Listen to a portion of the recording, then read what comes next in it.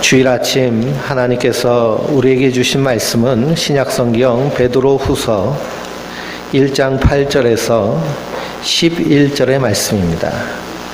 신약성경 베드로후서 1장 8절에서 11절의 말씀, 신약성경 385페이지에 있는 말씀을 우리 한 목소리로 같이 읽겠습니다. 이런 것이 너희에게 있어 흡족한즉 너희로 우리 주 예수 그리스도를 알기에 게으르지 않고 열매 없는 자가 되지 않게 하려니와, 이런 것이 없는 자는 맹인이라 멀리 보지 못하고 그의 옛 죄가 깨끗하게 된 것을 잊었느니라. 그러므로 형제들아 더욱 힘써 너희 부르심과 택하심을 굳게 하라. 너희가 이것을 행한즉 언제든지 실족하지 아니하리라. 이같이 하면 우리 주 곧 구주 예수 그리스도의 영원한 나라에 들어감을 넉넉히 너희에게 주시리라. 아멘. 예, 미국 공연을 마치고 방금 돌아와서 한국에서 공연했습니다. 오늘 말씀 베드로후서 1장 8절에서 11절 말씀을 통해서 넉넉히 주시리라 라는 제목으로 함께 은혜를 나누도록 하겠습니다. 넉넉히 주시리라. 우리가 태풍이 지나갔습니다. 언론에서 이 태풍이 위력이 굉장하다고 그래서 사람들이 걱정을 많이 하고요. 그리고 우리 교회도 밖에 나왔던 화분을 다 끌어들여 놓고 이렇게 태풍 대비를 열심히 했는데 별 피해 없이 잘 지나갔습니다. 그런데 이 바닷가에서 제주도와 그리고 이 남해상에서 태풍이 오래 머물고 있어서 그곳에는 피해가 아주 크다고 그럽니다. 그러니 해마다 점점 이 자연재해가 심해지고 그리고 무더위와 그리고 혹한이 더 극심해지는 것이 우리가 살고 있는 이 땅의 모습입니다. 2030년이 되면 북극에 있는 만년설이요 다 녹아서 없어진다고 그럽니다. 이 만년설이 녹아 없어지면 그러면 이제 이 지구에 있는 냉장고가 고장나게 되죠. 그래서 더웠다 추웠다 하는 것, 이제는 더 이상 지구의 기후가 어떻게 변할지 예상 못하게 된다라고 기후학자들이 그렇게 말하고 있습니다. 그러니 기상이변과 자연재해가 더 심해지고 잦아진다는 말이죠. 우리가 이런 시대에 살고 있습니다. 점점 세상이 좋아질 것처럼 세상은 발전해 나가지만 그러나 우리가 살고 있는 시대는 더 힘들고 어려워지는 시대가 돼버리고 만 것이죠. 그래서 성경은 말세를 고통하는 때라고 말씀하고 있습니다. 고통하는 때. 그러므로 말세를 사는 우리는 이 땅이 고통하는 시대 가운데 우리가 살고 있는데요. 이런 시대 가운데 우리가 베드로 전서와 후서를 통해서 보배로운 믿음을 받은 성도가 어떻게 살아가야 되는지 그 삶의 원리를 말씀을 통해서 발견하고 있습니다. 누가복음 13장 말씀을 보니까요, 어떤 사람이 예수님께 와서 물었습니다. 예수님, 구원받는 사람이 적습니까? 예수님이 이렇게 말씀하셨죠. 너희는 좁은 문으로 들어가기를 힘쓰라. 내가 너희에게 말한다. 들어가려고 해도 들어가지 못하는 사람들이 많을 것이다. 주님 이렇게 말씀하셨습니다. 유대인이 예수님께 물어본 것이죠. 유대인들은 태어날 때부터 율법을 지키며 하나님을 잘 섬긴다고 하는 사람입니다. 그래서 그들은 자기들이 하나님의 선민인 줄 알고 하나님 나라에 당연히 들어가는 줄 알고 사는 사람들입니다. 그 사람들을 향해서 주님께서 말씀하셨습니다. 들어가려고 해도 들어가지 못하는 사람들이 많다라는 사실이죠. 남북 이산가족 상봉하는 모습을 우리가 뉴스를 통해서 봤습니다. 참 안타까운 사연도 있고요. 그리고 수십 년이 지났음에도 불구하고 그 가족의 모습을 생생히 기억하며 그 만남에서 뜨거운 눈물을 흘리는 그 모습을 우리가 봤습니다. 그 짧은 만남을 통해서 가족의 정을 나누고 헤어지는 모습 가운데 한결같이 하는 말이 무엇이냐? 우리가 하늘에서 만나자라고 말합니다. 하늘나라에서 만나자라고 말하죠. 우리가 교회를 다닌 것도 예수 믿고 구원받아 천국 가자라고 하여서 신앙생활을 시작하는 사람들이 참으로 많습니다. 그래서 교회 다니면 다 천국 갈 줄 압니다. 그런데 성경은 그렇게 말씀하고 있지 않죠. 오늘 11절 말씀을 먼저 보면요, 이와 같이 하면 우리 주 곧 구주 예수 그리스도의 영원한 나라에 들어감을 넉넉히 너희에게 주시리라 라고 말씀하고 있습니다. 우리가 저 하늘을 소망하며 이 땅에서 믿음으로 사는 성도들, 우리 성도들에게 중요한 것은 예수 그리스도의 영원한 나라에 들어가는 것을 항상 마음에 두고 사는 것이 중요하다라는 사실입니다. 우리의 마음이 어디에 있느냐에 따라서 그 사람의 정체성이 결정되는 것이죠. 성도는 하늘의 소망을 가지고 이 땅에서 하늘을 사는 자인 줄 믿습니다. 그렇기 때문에 우리의 소망이 어디에 있는 자들일까요? 하늘에 있는 자들입니다. 그러므로 우리의 시선과 우리의 마음과 우리의 생각이 시간이 지나면 지날수록, 믿음이 자라면 자랄수록 하늘을 향하고 주님을 향해야 될 줄 믿습니다. 그런데 오늘 성경 말씀에 보니까 주님의 영원한 나라에 관심이 없는 것을 가리켜서 맹인이다 라고 말합니다. 앞을 보지 못한다. 멀리 보지 못하기 때문에 지독하게 바로 눈앞의 것만 보고 살아간다 라고 말합니다. 이런 자들에게는 하늘이 허락되어 있지 않습니다. 사실 우리 모두가 다 맹인이며 눈앞의 것만 보고 사는 사람들이었습니다. 그러나 그리스도께서 십자가의 은혜로 말미암아 하나님과 우리 주 예수 그리스도의 의를 힘입어서 보배로운 믿음을 우리에게 선물로 주신 줄 믿습니다. 성도는 그 믿음을 선물로 받은 자들입니다. 그의 신기한 능력으로 생명과 경건에 속한 모든 것을 우리에게 주셔서 받아 누리는 자들이 성도들입니다.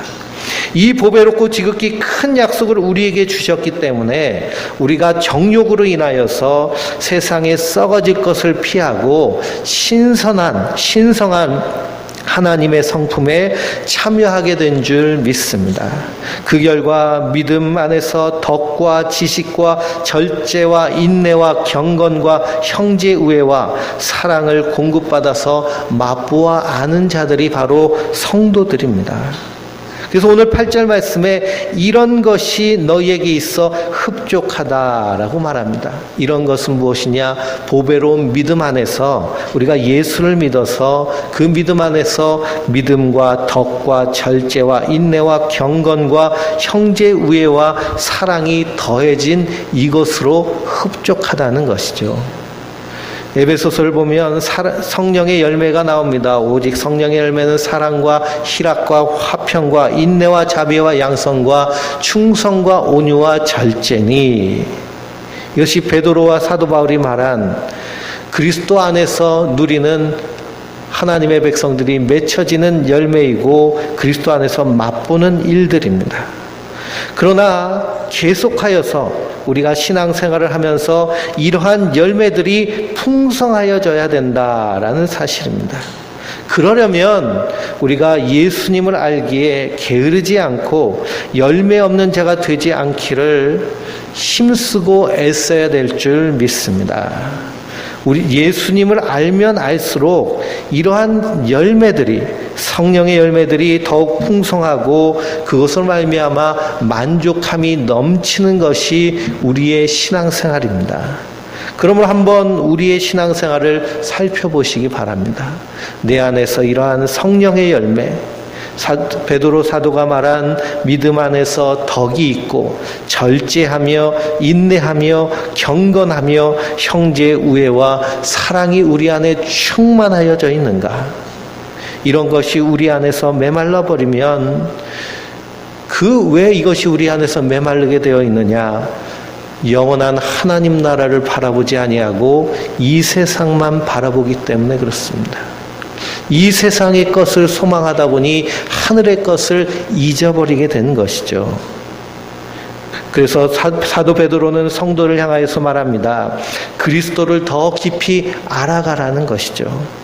그리스도를 알아가는데 지식으로만 알 것이 아니라 우리의 삶을 통하여서 온몸으로 경험하며 체험하며 알아가라는 겁니다. 그래서 에베소서 4장 13절 말씀에 우리가 다 하나님의 아들을 믿는 것과 아는 일에 하나가 되어 온전한 사람을 이루어 그리스도의 장성한 분량이 충만한 데까지 이르리니 라고 말씀하고 있습니다. 아는 것과 믿는 것이 하나가 되어서 우리의 삶 가운데 하늘 소망을 가지고 이 땅을 세상의 가치가 아닌 하늘의 가치를 가지고 살아갈 때 우리 가운데서 하나님 충만하게 채워주시는 이 열매로 말미암아 날마다 하나님의 선하심과 인자하심을 경험하며 은혜와 평강이 충만한 인생이 되는 줄 믿습니다. 하나님과 예수님을 알아가면 알아갈수록 성도의 삶 가운데는 은혜와 평강이 넘칩니다. 그리고 세상에 썩어질 것을 피하게 되어 있습니다. 세상 일이 점점 시시해지고 하늘의 상급을 쌓는 일이 귀하다는 것을 깨닫게 됩니다. 왜 그러느냐? 영원한 하나님 나라의 일을 우리가 온전히 바라본다면 잠시 잠깐 머무는 이 세상의 일은 아주 가벼운 것이며 이 땅의 것에 집중하는 것이 아니라 하늘의 것에 소망하며 하늘의 것을 집중하게 되는 것이죠. 이것을 가리켜서 복음에 눈이 뜬다라고 말합니다. 복음에 눈 뜬다. 사도 바울은 원래는 예수 믿는 자들을 핍박하는 자였습니다. 그가 예수 믿는 사람들을 결박하고 옥에 가두기 위해서 다메섹이라는 도시로 말 타고 그의 동무들과 함께 핍박하러 가는 그 다메섹 길 한가운데서 부활하신 예수님을 만납니다. 사울아 사울아 내가 어찌하여 나를 박해하느냐. 당신이 누구십니까? 이 바울이 묻자 나는 내가 핍박하는 나사렛 예수다라고 말씀하십니다. 강한 빛 가운데서 부활하신 예수님을 만납니다. 그 순간 그 빛으로 말미암아 바울의 눈이 멀어버리죠. 그리고 성령의 인도하심에 따라 이 다메섹 성 안에 있는 아나니아라는 사도를 만나게 됩니다. 그리고 아나니아가 그를 위하여서 기도할 때 눈에 비늘 같은 것이 벗겨지며 비로소 깨닫게 되는 것이 무엇이냐? 내가 이전에 하나님을 향해서 열심히 행하였던 것이 하나님 앞에서 원수되었다는 것을 깨닫고 오직 예수 그리스도 안에서 하나님의 선하심과 인자하심 무엇인지를 온전히 깨달아서 이제는 박해자였는데 박해자가 아닌 전도자로 변하여지는, 그래서 하늘 소망을 가지고 하늘을 사는 사람으로 하나님께서 거듭나게 하신 것을 보게 됩니다. 그래서 복음에 눈뜬 자들은 모든 관심이 땅의 일이 아닌 하늘의 일에 관심을 두게 되는 것이 하나님이 하시는 일입니다. 그래서 하늘을 위하여서 이 땅을 살아가는 것이 성도의 모습인 줄 믿습니다. 이런 은혜를 맛본 사람은 게으를 수가 없죠. 베드로전서 2장 2절에서 3절 말씀에 신령한 젖을 사모하라 라고 말씀하고 있습니다. 가난아이가 어머니의 젖을 애타게 사모하듯이 신령한 젖, 즉 하나님의 말씀을 사모하라는 겁니다. 아이를 키워보면요, 이 아이가 배가 고프면 순식간에 울음을 터뜨리면서 먹을 것을 달라고 소리를 지릅니다. 그러면 그 엄마는 정신없이 아이에게 젖을 물리든지 젖병을 갖다 대죠. 그러면 아주 맛있게 먹는 것이 아이의 모습인데 성도도 마찬가지라는 겁니다. 하나님의 그 말씀 가운데서 하나님을 더 알아갈 때에 우리는 이 땅에서 썩어질 것에 소망을 두지 아니하고 영원한 하나님 나라의 소망을 두며 이 땅을 믿음으로 살게 되는 줄 믿습니다. 그래서 시편 63편 말씀을 보면 다윗이 고백하기를 주의 인자하심이 생명보다 낫사오니 라고 고백합니다. 이 다윗은 자기의 장인인 사울에게 수십 년간 쫓기면서 도망자 신세를 경험한 사람이 이 다윗입니다. 이 다윗이 유다 광야에서 쫓기고 있을 때 그때 하나님의 인자하심을 맛봅니다. 하나님을 의지하고 하나님을 바라봤더니 하나님이 그를 보호하여 주시고 인도하여 주시어서 하나님이 그의 방패가 되시고 그의 산성이 되시고 그의 보호자가 되신 것을 경험합니다. 그리고 나서 다윗이 깨닫는 것은 무엇이냐? 하나님의 인자하심이, 하나님이 나를 사랑하심이, 하나님이 나를 인도하심이 이 세상 무엇보다도 가장 귀하다라고 고백을 합니다. 그러면서 하나님을 찬양하며 예배하며 하나님을 더 알기를 간절히 소망한 사람이 다윗입니다. 잠언서 6장 말씀을 보면 게으른 자는 좀 더 눕자, 좀 더 자자, 손을 모으고 좀 더 눕자 하고 이러는 자에게는 빈궁이 강도와 같이 온다라는 말씀이 있습니다. 이 말씀은 단순히 세상에서 게으른 것만을 말하는 것이 아니고요. 우리가 하나님 말씀을 듣고 읽고 그리고 연구하고 묵상하는 일에 게을리하면 영적인 빈궁함이 순식간에 강도와 같이 온다라는 말씀입니다. 아모스 선지자는 물이 없어 가람이 아니요 양식이 없어 주림이 아니라 하나님의 말씀을 듣지 못한 기갈이라 라고 선언을 합니다. 태풍이 불면 비가 엄청나게 오죠. 비가 엄청나게 와서 홍수가 납니다. 그래서 저 라오스에도 엄청난 홍수가 나서 엄청난 사람이 죽고요. 저 일본에도 이 비 때문에 홍수가 나서 수십 명이 이렇게 목숨을 잃고 그리고 삶의 터전을 잃는 모습들을 봅니다. 홍수가 나면요, 물이 온 지면 위에 꽉 차는 것이 홍수의 모습인데요. 홍수가 나면 이 물이 엄청나게 많은데도 정작 마실 물이 없는 것이 홍수가 난 곳의 형편입니다. 우리가 이 세상에 정욕을 따라 썩어질 것을 구하며 열심히 살아가는 것은 홍수와 같습니다. 그러나 정작 우리에게 생명을 주는 하나님의 말씀에는 목말라 있는 모습이 이 땅의 모습인 것이죠.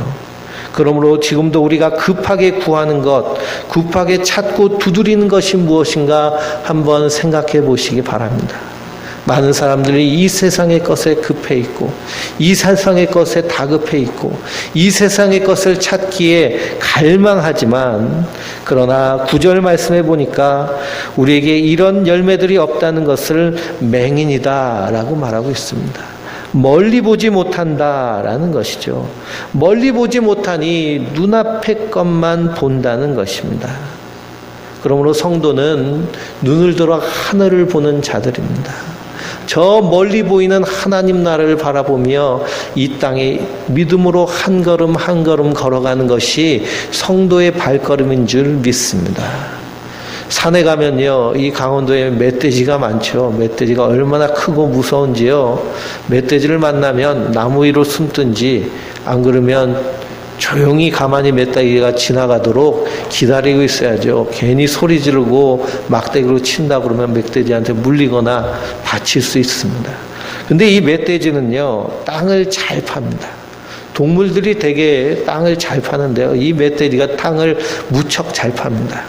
왜 멧돼지가 이렇게 땅을 잘 파느냐 하면 멧돼지가 좋아하는 것이 바로 땅에 있기 때문이죠. 멧돼지가 뭘 좋아하느냐? 가을이 되면 도토리 나무에서 도토리 열매가 땅에 떨어집니다. 그러면 멧돼지는 정신없이 산을 돌아다니면서 그 도토리 열매를 이렇게 주워 먹죠. 그러니 이 멧돼지 생각에는 이 도토리 열매가 어디서 나는 줄 생각하는 거예요? 땅에서 나는 줄 생각하는 겁니다. 그래서 멧돼지는 열심히 땅을 팝니다. 열심히 땅을 파요. 땅에서 도토리가 나오는 줄 알고. 근데 도토리는 어디에 달려 있어요? 하늘에 달려 있죠. 저 하늘 나무 위에 달려 있습니다. 근데 돼지는요, 구조학적으로 목이 하늘을 보지 못하게 되어 있습니다. 그러니까 멧돼지는 어떻게 해야 하늘을 볼 수 있을까요? 뒤집어져야 볼 수 있는 것이죠. 뒤집어져야.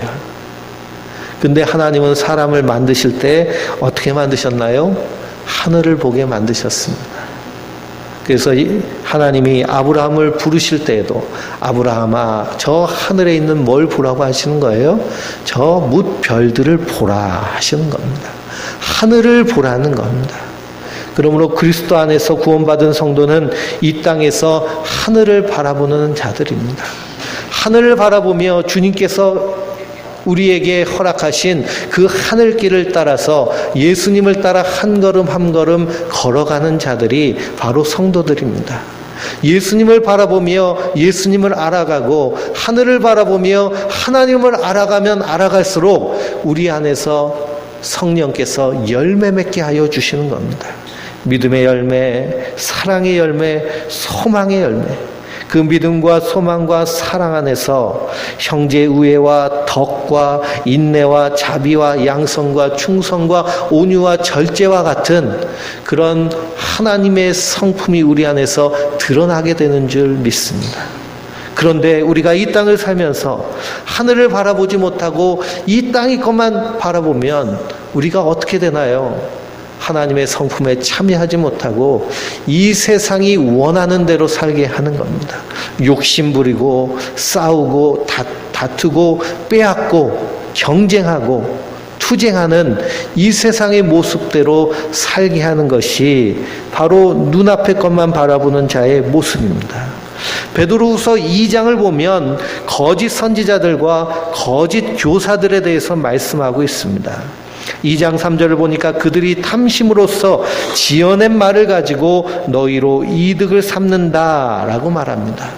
그러니 거짓 교사는 어떤 자이냐? 세상의 정욕에 따라 살도록 부추기는 자들입니다. 눈앞의 이익에 눈이 먼 사람들입니다. 그러니 그들의 유혹을 받은 사람들은 하나님 나라를 바라보지 못하고 저 영원한 하나님 나라를 바라보며 생명을 살지 못하고 이 땅에서 썩어질 것이 하나님 주신 복인 줄 알고 그것만 소망하며 살게 되니 결국 그런 자들은 하나님 나라에 합한 자가 아니게 된 것을 봅니다. 그러므로 성도는 분명히 깨달아 알아야 됩니다. 거짓 교사들, 거짓 선지자들은 어떻게 해서든지 하늘을 바라보지 못하고 이 땅의 것만 바라보게 하는 것이 그들의 모습입니다. 우리는 우리의 옛죄가 예수 그리스도의 피로 말미암아 깨끗함을 입었습니다.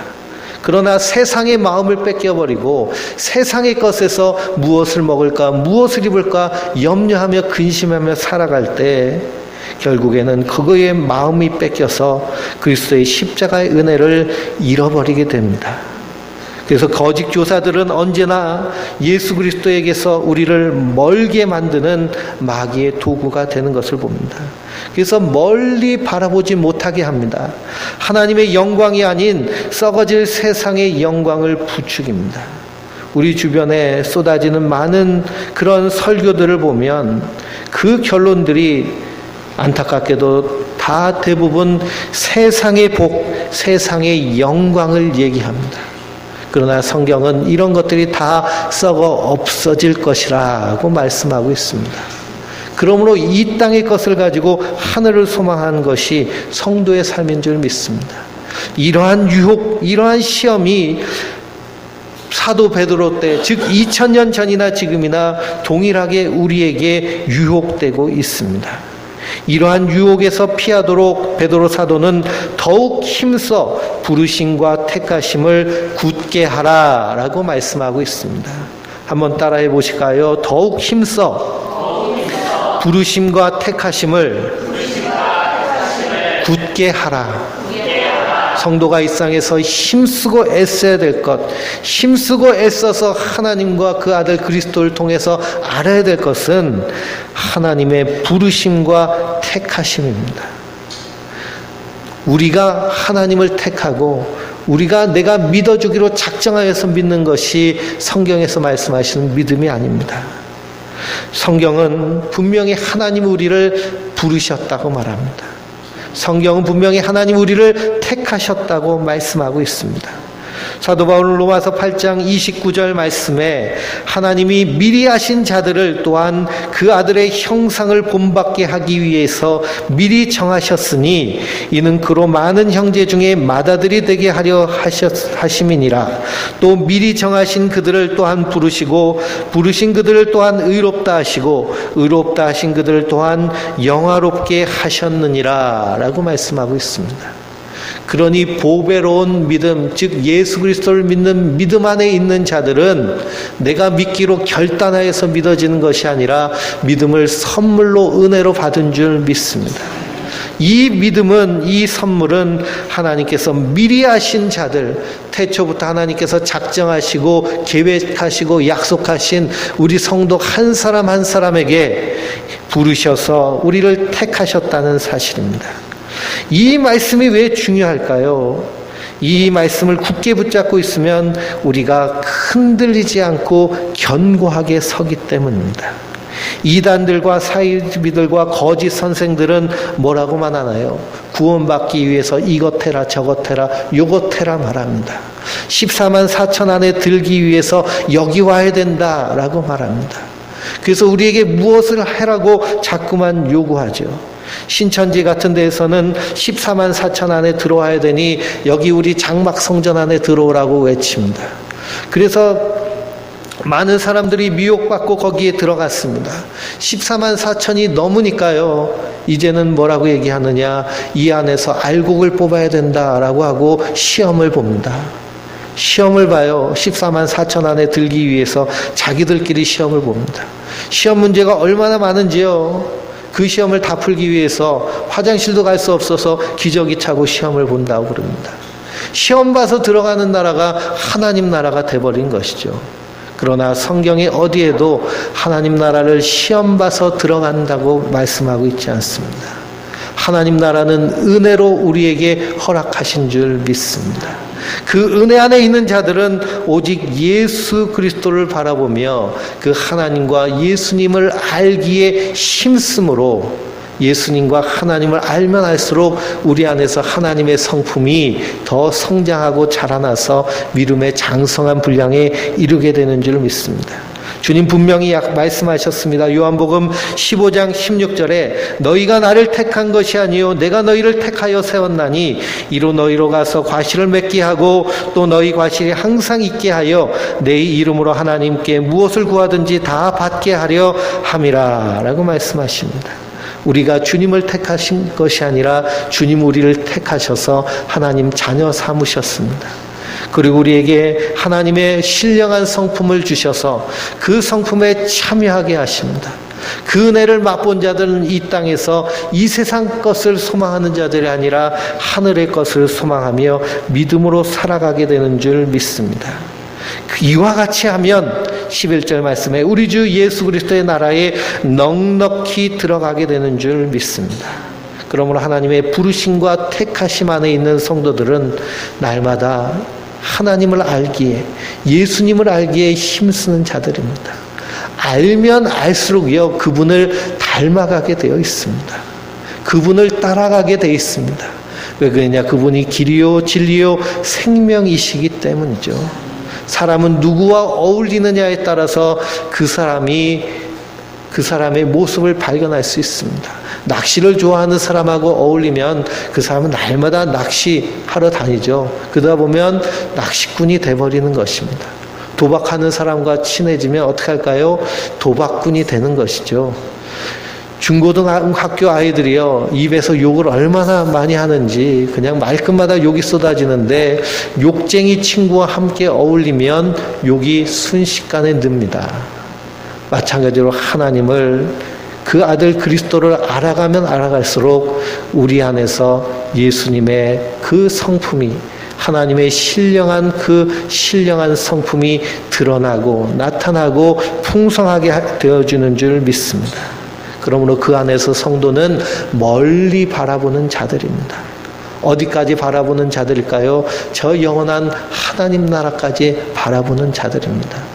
어저께 뉴스를 보니까요, 저 옥천에서 네 가족이 이렇게 숨진 채 발견됐습니다. 그리고 자살하려고 하는 그 네 가족의 아버지는 자살 시도가 실패해서 그래서 생명을 보존했습니다. 알고 봤더니 생알고 때문에 자기 아내와 세 딸을 무참히 살해하고 자기가 자살하려고 하는 것이죠.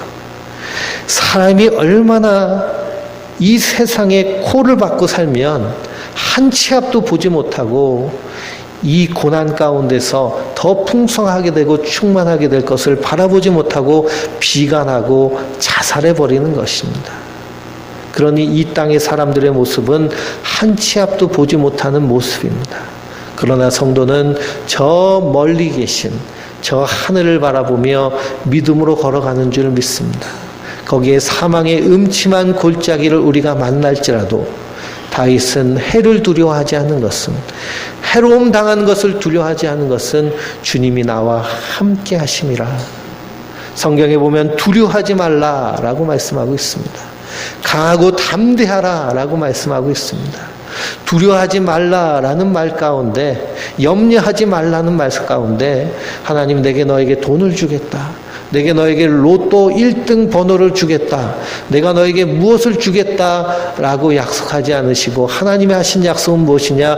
내가 너와 함께 하리라. 이것이 하나님의 약속입니다. 하나님과 함께한 자들이 바로 성도들입니다. 그 성도들은 저 멀리 배는 하나님 나라를 보며 이 땅에서 믿음으로 걸어갑니다. 걸어갈 때 하나님을 알아가면 알아갈수록 우리 안에서 하나님의 성품이 풍성하여지는 줄 믿습니다. 6.25 때 황해도의 봉산교회 장로님 7분이 계셨는데요. 그 중에 4분이 순교하셨습니다. 6.25 때 많은 목사님들과 장로님들이 이렇게 순교하셨는데요. 교회를 지키기 위해서 교회에 남아있다가 이렇게 순교하신 분들이 많습니다. 그 중에 강덕기 장로님은 공산당들에게 붙잡혀서 나무에 묶임을 당하고 이 공산당 등이 이 장로님 2눈을 빼버렸습니다. 그 고통 가운데서 피눈물을 쏟으면서 생명이 위태한 가운데 있는데 그때 유언같이 이렇게 말했습니다. 내가 2눈으로 볼 때에는 하나님 나라가 보이지 않더니 이제는 하나님 나라가 보이는구나. 이렇게 고백하며 식음을 전폐하고 결국에는 이렇게 순교하셨습니다. 성도는 눈을 들어 하늘을 보는 자들입니다. 주님을 가까이 하면 가까이 할수록 우리 안에서 더 선명히 보이는 것이 저 영원한 하나님 나라입니다. 왜 그러냐? 이 땅의 삶은 잠깐이고 우리에게 영원한 하늘이 약속되어 있기 때문이죠. 그러므로 이러한 자들에게 넉넉히 주시는, 넉넉히 허락된 것이 바로 하나님 나라입니다. 그러므로 이 땅에서 사는 동안 우리가 이 땅에서 살고 있지만 땅을 바라보지 아니하고 하늘을 바라봄으로 주님과 동행함으로 날마다 그 걸어가는 인생길이 하나님의 은혜와 평강이 충만한 승리하는 복된 인생 되시길 주님의 이름으로 축원드립니다. 기도하시겠습니다.